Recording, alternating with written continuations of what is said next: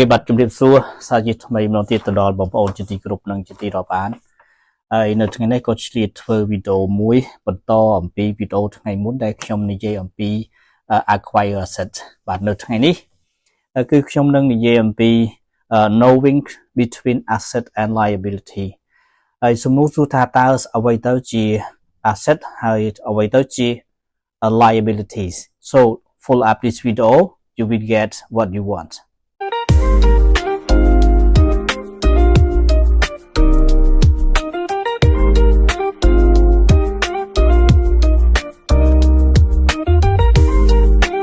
ជំរាបសួរសាជាថ្មីម្ដងទៀតដើម្បីឆ្លើយតបទៅនឹងសំណួរដែលយើងបានសួរថា what between asset and liability ซึ่งនៅក្នុងអត្ថបទនេះគឺខ្ញុំដកស្រង់ចេញអំពី text នៅក្នុងប្រព័ន្ធ Facebook ដែលខ្ញុំអូទៅខ្ញុំគិតឃើញថាវាជាអត្ថបទមួយដ៏ល្អសម្រាប់បងប្អូនហើយក៏ខ្ញុំបានឆ្លៀតឱកាសនៅក្នុងការធ្វើជាវីដេអូមួយសម្រាប់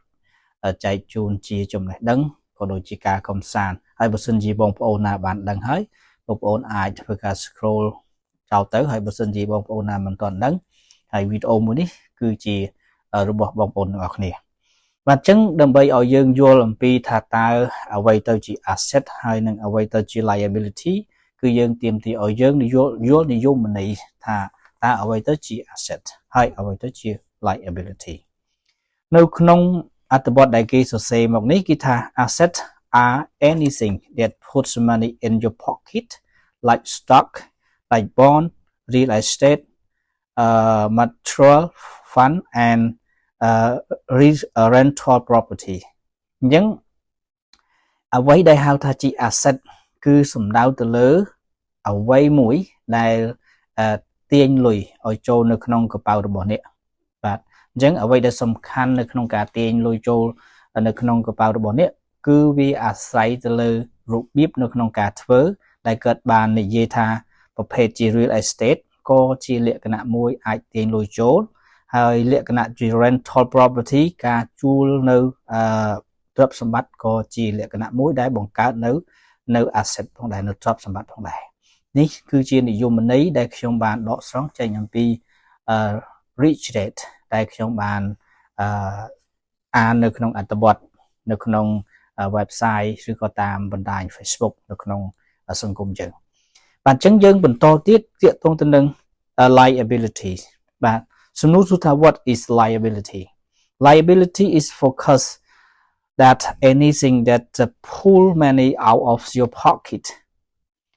like your house your car and debt នៅក្នុងហ្នឹងគេនិយាយថា liability គឺជារឿងរ៉ាវគឺជាអ្វីមួយដែលធ្វើឲ្យយើងនឹងទាញលុយចេញពីហោប៉ៅរបស់យើងខ្ញុំឧទាហរណ៍ដូចជាគិតបានឧទាហរណ៍ថាដូចជាគិតយើងដូចជាផ្ទះថ្មីដូចជាឡានថ្មីក៏ដូចជាបំណុលអញ្ចឹងរឿងទាំងអស់ហ្នឹងគឺជារឿងដែលទាញលុយចេញពីហោប៉ៅរបស់យើងដែលនៅក្នុងទ្រឹស្ដីរបស់ rich dad គាត់តែងតែនិយាយថាគឺជា liability អញ្ចឹងនៅក្នុងចន្លោះ between liability and asset នេះ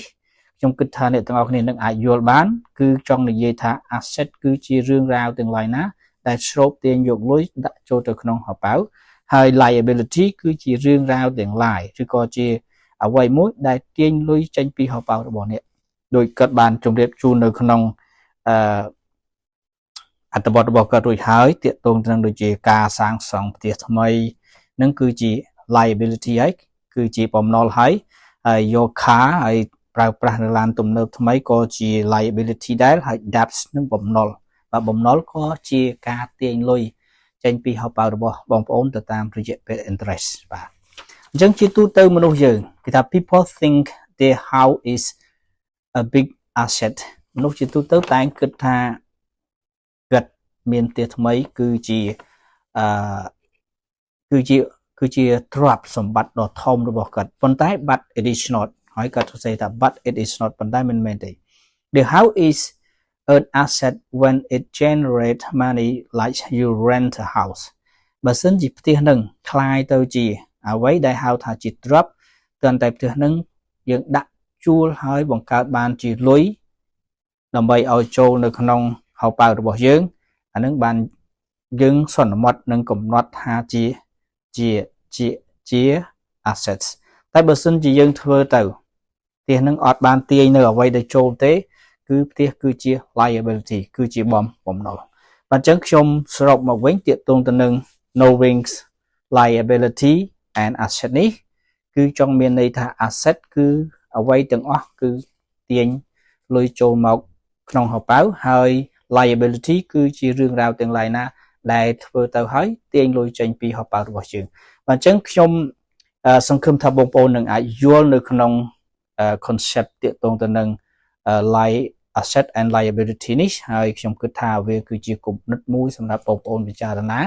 ហើយជាទូទៅមានបងប្អូនខ្លះគិតពិចារណាអាចដឹងហើយទាក់ទងទៅនឹងប៉ុន្តែអ្វីដែលខ្ញុំធ្វើនេះគឺគ្រាន់តែជាការចែកជូនឬក៏សម្រួលទៅលើអត្ថបទដែលខ្ញុំដកស្រង់ចេញពី Rich Dad Poor Dad ដែលខ្ញុំបានធ្វើវីដេអូកន្លងមកទាក់ទងទៅនឹងវីដេអូទី1គឺគេថា rich people don't work for money ហើយទី2វីដេអូទី2គឺទាក់ទងទៅនឹងគេថា don't be